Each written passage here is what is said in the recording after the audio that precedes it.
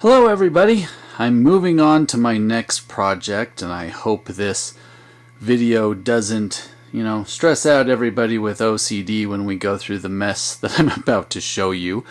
But my last build, the Beerhive Pub, is going to go onto the right side of the Newhouse building, which is that building on the right. And there's the 8 studs where you can see the little dumpsters that I've got.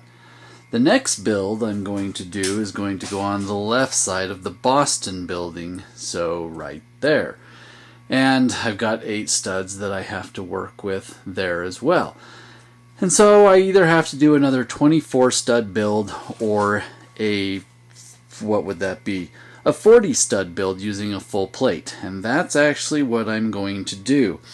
And here is the beginning of my layout to make sure it would work. I have picked another building.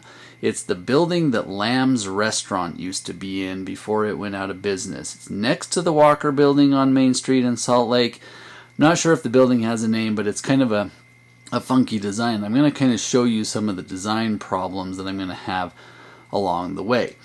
Now I've stacked these windows right here. These will be for the upper floors, but I wanted to make sure I could get a good pattern that would work in front of these windows. And these windows should be darker, and so I was looking at the black I had or the dark windows I have, and interestingly enough, I don't think they make a 4x3 trans clear or trans dark window, and so I'm gonna have to go with things like this. And frankly, if I can grab it, it would either be better to use the 2x3s or the 4x3s, but I've worked out a pattern that will work for this building although I see right here I don't like using the brick, I like the panels instead, so I'm probably going to change it out either way.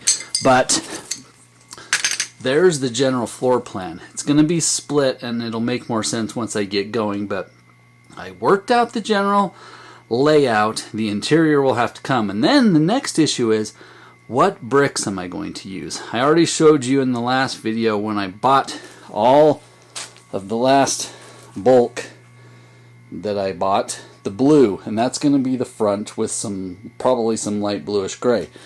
But this building is going to have a lot of exterior wall being as big as it is.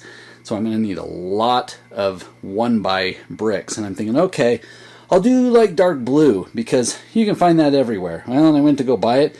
Couldn't really find any. I don't want to use red because I used a lot of red on my other building, and then with, if I ever do like a firehouse or something like that, I just don't want an overpowering red.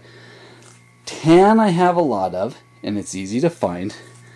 Light bluish gray, dark bluish gray I have a lot of, but I'm actually saving my tan family for a huge project, and I'm saving my light bluish gray for a different huge project. Ultimately, I want to build a castle.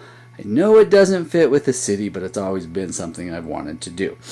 So I'm like, okay, looks like I went to buy bricks and ultimately ended on white. That's what I got after, well, I already had some of that. That's what I got after one trip.